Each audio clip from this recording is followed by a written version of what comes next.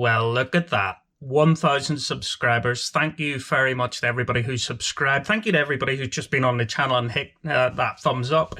I did say we were going to do a giveaway at 1,000, so now I have to figure out what I'm going to give away. I've done a little bit of thought to it. I'm still not 100% sure.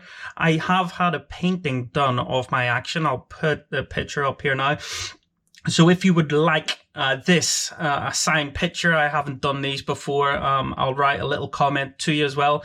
Hit the like button, share this video, and also tell me what you would like me to write on the comments. So there, that's a 1,000-person giveaway, and I had no idea we were ever going to get here. I've got another kind of a story here today. It's Michael Thornton, who received the Medal of Honor in Vietnam. We're going to hit the play button. We're going to see what happens. All I know is that he was awarded it for rescuing somebody else who had received a Medal of Honor. So I imagine it's going to be quite an incredible story.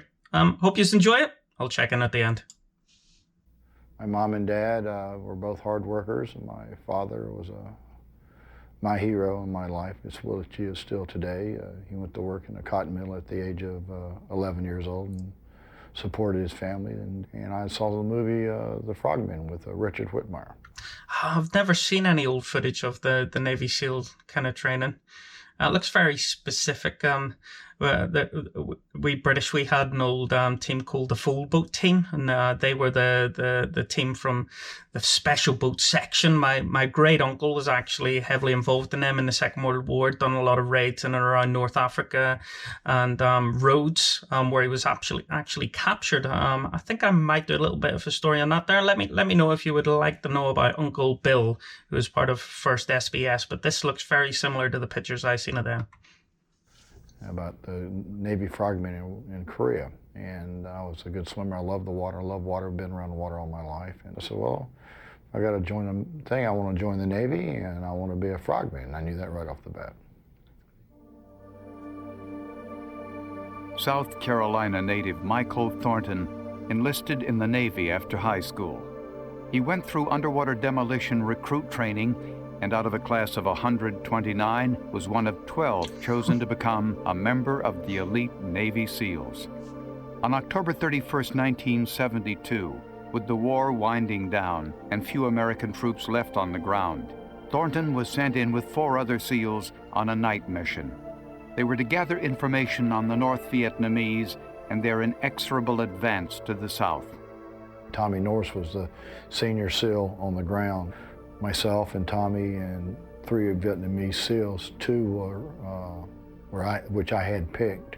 I handpicked on the reason on 2 different tours I'd been to Vietnam. Both these guys had worked for me, and they sent a young Vietnamese SEAL officer with us. And what they were going to do, they were going to take 2 Navy destroyers, and these guys are setting off the shoreline when they shoot what they call a vector with the radar. Later on, we found out the ship to the south of us shot the vector almost 2 degrees to the north. So when this went like this, he went to the north. They put us almost into North Vietnam. So we slipped into this boat, paddled so close through the water, then we slipped into the water, then we swam the rest of the way into the shore. So there we are patrolling all through. Tommy's on point. We got the 3 Vietnamese in the middle, and I'm at rear security.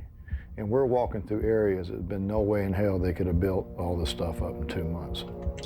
So the thing here is lots of people in the modern era have been on patrols, but I don't quite think that we fully grasp how isolated and how ballsy a move this was back in this time. Close air support is in its infancy. Let's be honest, they don't have the same level of technology and the control methods. So I'm talking about the procedures that we use. They're extremely safe nowadays. I think they worked back then, but I wouldn't describe them as safe. It doesn't sound like they're anywhere near any friendly troops for any mortar or artillery cover. It sounds like the ship's naval gunfire. It's all right. It's all right if you're trying to have an area effect, but it's not a precision weapon system.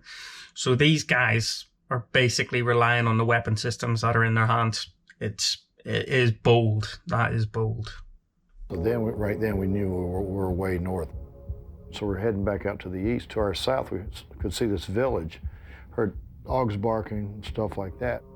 We looked off to our left, and there was a big, gigantic lagoon to the north of us. So we wanted to get as far as away as we could from the village, so we moved down the beach. Even though we were going north and we knew we were going in the wrong direction, we thought we'd move down that way. So we went through about 4 sets of sand dunes, and we came to this one gigantic sand dune which stood by itself.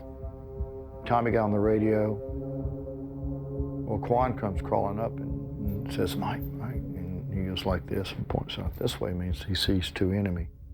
So I took Ty and I gave him a hush puppy, which is a silenced .22 weapon, and I moved him down about 200 yards, 150 yards from where I was, and put him in this inside dune. And I told him, when I take this guy out here, I want you to sneak up behind this guy and eliminate him. This is crazy because a silenced pistol is not a silent pistol. You'll still hear a bit of a clap. You'll hear all the working parts moving and it's cycling a next round into the chamber. Take 2-2. I wonder if it was like a fixed bolt. Let me know. We've got a British have one called Well Rod, which is a single shot, very quiet pistol. But you know, even still, man, you're moving up. If there is any kind of defensive position and they've got multiple sentries on point here, they're going to hear that silenced weapon. So the guy comes through the sand dunes. I'm like this. He comes through. I take the butt of my weapon, and I've got the other guy in the corner of my eye. I could see he was way ahead of us, and I just knocked this guy cold and dragged him up the beach. Then Quan came down and grabbed him and turned him around, and he handcuffed him. And I started crawling down the sand dune line, and I was going like this to Ty to sneak behind the guy and shoot the guy. Ty stood up and yelled, "La de Malin" in Vietnamese, which "stop, come here." This guy's got an AK-47. He underslings his rifle and starts shooting at Ty. Ty jumps back behind the dune. I get up, I take a long shot and miss. And he started running because he saw me running after him. So I'm hauling can, and he goes up into the trail, up into the woods in the jungle, heading towards that village. And he beat me 2 there, and I got there, and he's running down the trail, and I stopped on one knee, took 2 breaths, and cranked off 2 rounds. I hit him in the back, and the guy fell. But when I looked up, there was a quick reaction force coming with the village with about 50 guys. So I turned around, started running back. Tommy sees me running back. He took one of these laws and opened it up, and he shot it in the tree line. He wasn't trying to hit any of the bad guys. He just wanted to hit a tree to get a large explosion. And it did hit a tree, and it exploded. These guys got down because they didn't know what they were coming against. Well, I'm on the point, and these guys were coming in, and they were leapfrogging. One group would come this way, and they were in 3 different groups. One was trying to flank us, and what I'd do, these guys would stick their head up. So when they tried to come in a vast thing, I was knocking them down pretty fast. This firefight lasted for several hours, and I'd known that we had killed probably over 30 of these guys, basically, and these guys made one last blast. Well, they had moved up to the sand dune. They had got me kind of pinpointed to one sand dune. I couldn't get, well, they had guys shooting it each way. Tommy was trying to take some fire down this way, and I was on the sand dune. Well, they threw this Chi-Com grenade over. So I rolled over, the grenade went off, and I was hit like 6 times in my back. And I yelled and said nothing else, and you could hear Tommy yelling, "Mike, Mike." So I laid on my back like this, and about 4 guys came over the top of this sand dune, and I shot all 4 of them. 2 fell down, one of them fell on top of me. The other one fell down, the other 2 fell backwards. And I figured that time we had already wiped out more than, I'd say, 2/3 of their group. And they didn't try to advance anymore. So I looked across this lagoon, counted 75 bad guys coming this way, and I looked at them, there's that many going this way.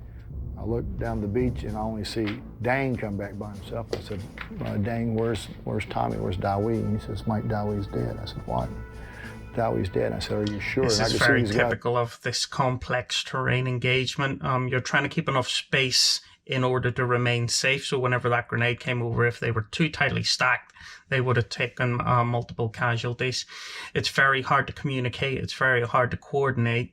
And these things can quite easily kind of creep up on you. People right beside you, trying to engage you, trying to kill you, and you're just trying to hold this position. This sounds awful, awful place to be. I was overtaking the position and stuff like that. And I said, you guys stay here. And I said, I'll go back for Tommy. I went back across the open fire, and they were firing at me, and these my two other guys were giving me cover fire. And I was shooting guys. I got the position where Tommy was last at, and he was laid on the side of the sand dune. And 5 guys were overtaking him, and I killed those 5 guys. And I grabbed Tommy and put him on my shoulders, and then I heard this coming in. Just as Thornton was making his way back, the ships arrived and began firing at the enemy. Again, even from the recoil of these ships firing, they get some degree of tilt. And it only takes a little small amount. So in the British military, we work off mils. Now I'm going off my memory here. I don't have this here. And I think there's 17.4 mils in a degree. So the degrees that you would tend to use to navigate, 360 of them. There's 6,400 mils in a full circle. So 1 mil of movement, and there's 17 of these in a degree. 1 mil of movement equals 1 kilometer. 1 meter at 1 kilometer. So you think about that there. 1 degree equals 17 meters. 17 meters. So it's a very, very small amount. And quite often these guns will be firing 10, maybe up to 20 kilometers away. So those little tiny amounts soon add up. 1 mil equals 1 meter at 1 kilometer. It's phenomenal.